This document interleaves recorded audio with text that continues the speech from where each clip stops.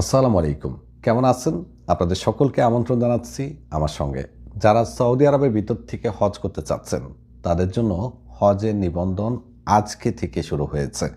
Saudi হজ মন্ত্রণালয় প্রত্যেক বছর সৌদি আরবের ভিতর থেকে লোকালি যারা হজ করতে চায়, তাদের জন্য অনলাইনে রেজিস্ট্রেশন সিস্টেম চালু করে। এবারও আজকে থেকে শুরু হয়েছে।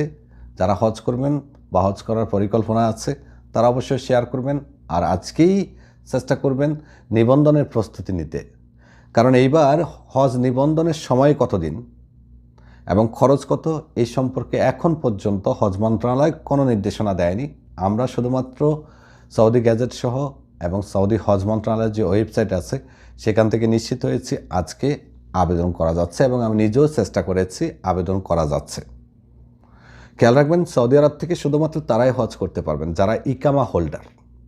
আপনি যদি ভিজিট ভিসায় এসে থাকেন, অথবা আপনি মাল্টিপল বিজনেস ভিসায় এসেছেন, কিংবা আপনি ট্যুরিস্ট ভিসায় এসেছেন, অথবা ওমরা ভিসায় এসেছেন, আপনার হজ করার কোনো সুযোগ নেই।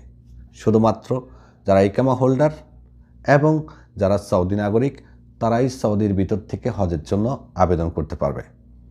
ইকামার মেয়াদ না থাকলেও আবেদন করার সুযোগটা আছে। গতবারও ছিল। গতবার সর্বনিম্ন প্যাকেজ মূল্য ছিল 4,000 এবং সর্বোচ্চ প্যাকেজ মূল্য ছিল 14,000।